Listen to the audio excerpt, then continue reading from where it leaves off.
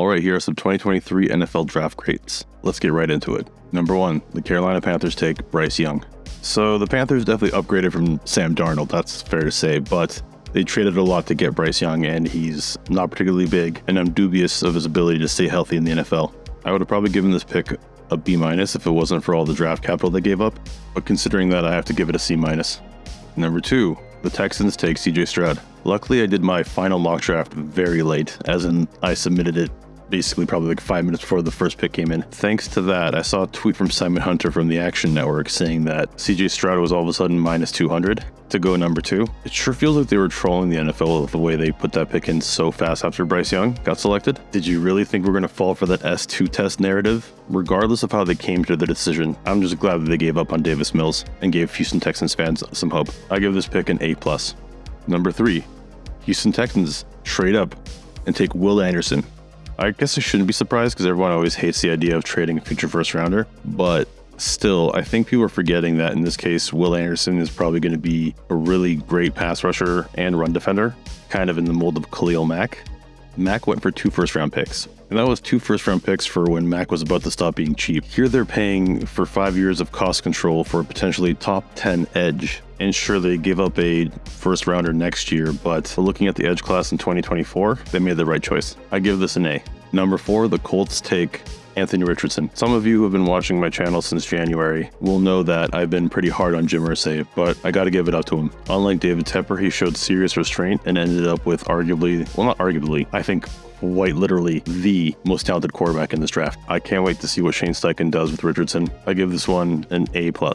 Number 5, the Seattle Seahawks take Devin Witherspoon. Love Devin Witherspoon, but I don't necessarily love this pick. I really think Seattle needed a big dog on the defensive line, and Tyree Wilson was there for them. I do understand not taking Jalen Carter here. He seems like a guy who requires a specific situation. That said, the Seahawks have an incredible track record with corners. However, they do also never take them in the first round, but I think they were just attracted to his specific kind of toughness. I think he could be the kind of guy who just sort of unifies the whole defensive side of the ball. Considering that, I'll give it a B. Number 6, the Arizona Cardinals trade back up to take Paris Johnson. Turns out those rumors of Kyler Murray wanting Paris Johnson were true. It was kind of funny seeing people getting mad at Murray for that, but like, oh, he's playing GM. But in this case, he's asking for a left tackle, which seems pretty reasonable. And yes, they overdrafted a bit, but probably only by 3 picks because it sounds like the Bears were going to take him there for sure. And they managed to snag some pretty good value for him, and they have an extra first-round pick next year, which is perfect for a team that is likely not to contend this year. I give it an A-.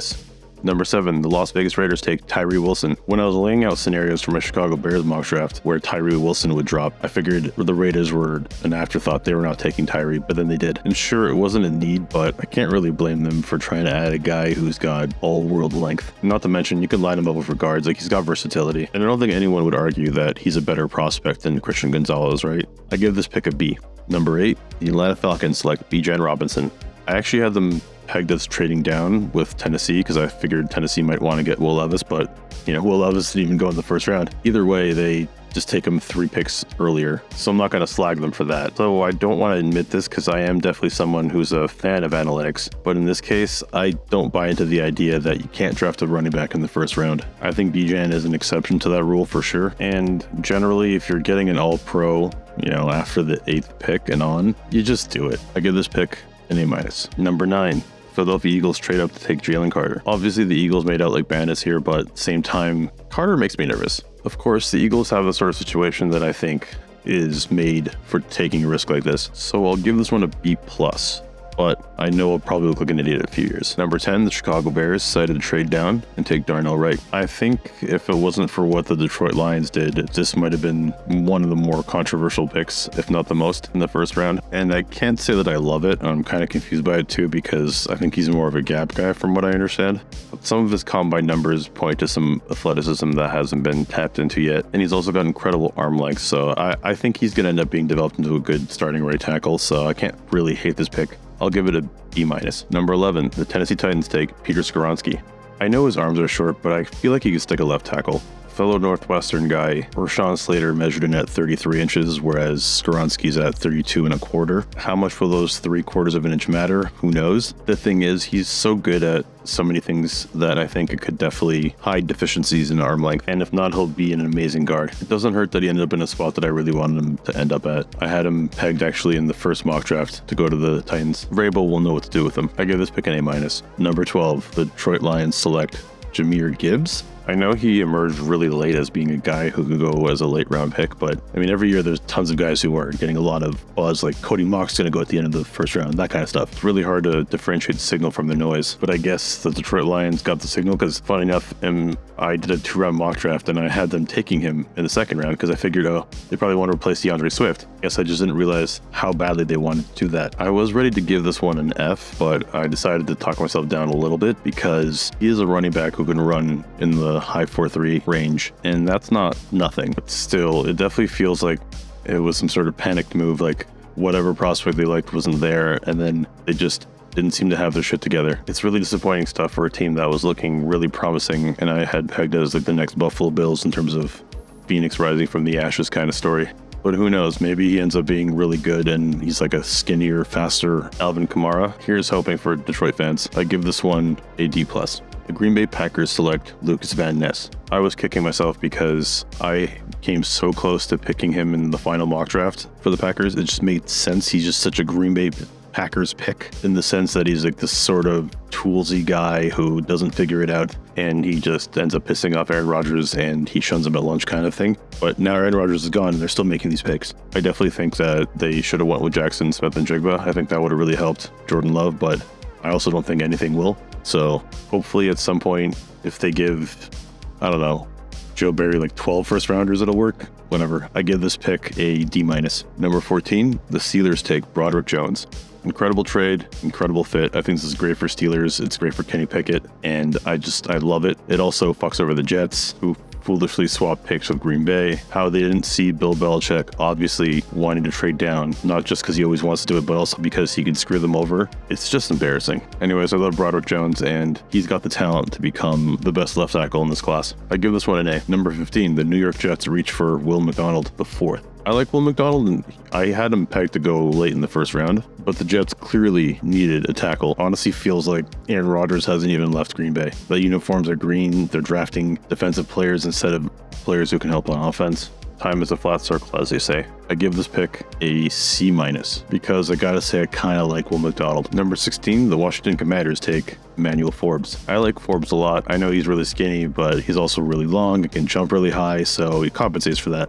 It'll be interesting to see if Forbes can hold up to the physical toll of tackling running backs in the NFL. If he can, he's a huge steal, because he's definitely talented. I give this pick a B. Number 17, the Patriots take Christian Gonzalez. The Patriots were pretty strong in the secondary last year, but the problem was they weren't very big and they could get pushed around in certain situations. And I think Christian Gonzalez definitely solves that problem for them. It's a great spot for him to land considering Belichick's history with corners, so he's definitely going to get paid by some other team eventually, but in the meantime, he'll have his best seasons with the Patriots. Number 18, the Detroit Lions continue to just ruin their reputation by taking Jack Campbell. And I like Jack Campbell. I took a lot of shit for mocking him to the Bills in the first round, and now it doesn't look that insane. He's clearly a guy that's valued by the NFL more so than by draft nicks. So I don't hate this pick as much as I hated the Gibbs pick. Still, I would have liked them to take a look at one of the edge rushers here. I think Aiden Hutchinson, for as good of a year as he had, I do think you could give him some help and it would definitely benefit him. Still, I'll give the pick a C+, because I can see Jack Campbell being a very productive linebacker at the next level. Number 19, the Tampa Bay Buccaneers select Calijah Kancey. I was definitely surprised by this pick. I didn't really think Kancey was the sort of guy that Tampa Bay would want, but it'll be interesting to see him next to Vita Vea. I think, yeah, he's got some issues when it comes to the size and arm length, but I think he's got the pass rush moves to overcome it, so it'll be interesting to see how Todd Bowles deploys him, at least in the final year he's coaching the Bucs. I give this pick a B-. Number 20, the Seattle Seahawks take Jackson Smith-Njigba. Again, they didn't take a player they necessarily needed, but Jackson Smith-Njigba is definitely going to be good at the next level. He might not be superstar great, but he's going to have some really good, consistent seasons. Originally, I had tried to mock him there, but I couldn't see Pete Carroll wanting to have 3 receivers, but he changed his mind, and I guess he's going to let Geno cook, right? I give this pick an A. Number 21, the the Los Angeles Chargers take Quentin Johnston. Chargers fans are very split on this one, but I gotta say I like it. Sure, Johnston doesn't bring pure unbridled speed like many Chargers fans had hoped, but he's the most physically gifted receiver in this draft. The stuff he's able to do at that size is impressive, and also, he does bring a new dimension to the team in the sense that he can create after the catch. Also, side benefit, they don't have to start Michael Bandy anymore, and he's likely to relegate Josh Palmer, who's the definition of mid, to more of a fourth receiver role. Number 22, the Ravens take Zay Flowers. Flowers is not your classic Ravens pick, the guy who drops because everyone else overthinks it. I think especially Flowers went where he should have, which is in the 20s. I think he's a smaller guy with upside, and I feel like him and Lamar will definitely have a good connection. I give this pick a B+. Number 23, the Minnesota Vikings take Jordan Addison. I love this pick. I know they needed defense really badly, but I also am just a big fan of teams when they build from strength. Not to mention, they hired Brian Flores for a reason, and he's going to be able to make some salads, if you know what I mean. I really love the pairing of the two because they both have such inside-out versatility. It's definitely going to be a challenge for defensive coordinators. I give this pick an A-. Number 24, the Giants take Deonte Banks. It's a solid pick, but it's pretty unexciting, to be honest. I think considering just, the fact that they have Daniel Jones at quarterback, you would have liked to have seen them add offense, but of course, the problem was that there was 4 receivers taken before them. So I get it, and Banks looks like he's probably going to be pretty good. Like, the speed and all the measurables are good. We'll see if he refines his game. I give this pick a B. Number 25, the Buffalo Bills jump up to take Dalton Kincaid. I did have Darnell Wright going to them in Mock Draft 2.0, but I'm still surprised they took Dalton Kincaid. It just doesn't seem like it's exactly the fit that I would have expected. I figured they'd want someone with more blocking upside. But then when you think about it, they're probably going to just use him as a slot receiver a lot. And it doesn't hurt that Dalton Kincaid is a incredibly talented slot receiver. But the back issues kind of freak me out. I'd give it an A- if it wasn't for that, but because of the injuries, I give it a B+.